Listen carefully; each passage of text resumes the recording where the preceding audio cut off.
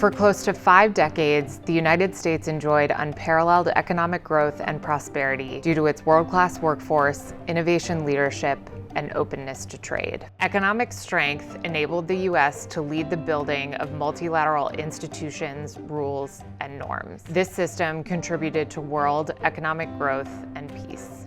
U.S. global leadership faces pressures both at home and abroad. The 2008 financial crisis, slow economic growth, declining productivity, and growing inequality have increased voter skepticism of this role. New global challenges have arisen and new challengers have emerged. The CSIS Commission on Affirming American Leadership has examined these issues since 2019. It's issued recommendations to strengthen U.S. competitiveness and update the international trading system. The Commission first looked at what the global economy might look like in 2030.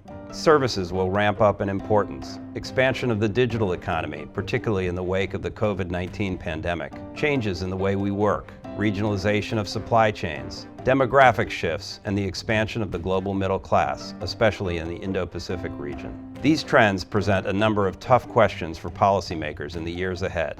A competitive and agile domestic workforce is essential to economic growth. U.S. policymakers supporting global competitiveness must ensure American workers do not fall behind their foreign counterparts. By 2030, American workers will face an even larger skill deficit as the nature of work continues to change. Our current workers need to gain new skills to keep up, and we will need more new workers as the baby boom generation retires. That will mean immigration reform. The near catastrophic employment losses from the pandemic have also increased the urgency of addressing the needs of the American workforce. Many of the lost jobs will not automatically come back. The Commission's recommendations include reforms to the social safety net, lifelong learning policies, enhanced opportunities for upskilling and reskilling, combining traditional unemployment insurance and trade adjustment assistance into a single, more effective program, and policies to attract and retain the best global talent. The U.S. must maintain its edge in innovation, in development of new technologies, and in the creative use of data. To help us sharpen our innovative edge, the Commission offers recommendations to policymakers in 3 main areas.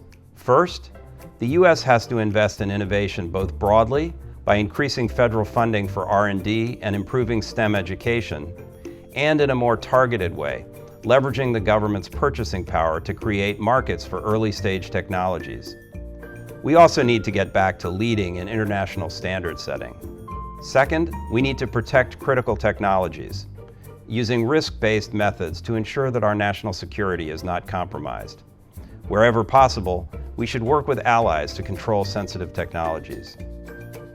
Third, we need to take a leadership role in creating a more cohesive framework of rules, standards, and norms for the digital space.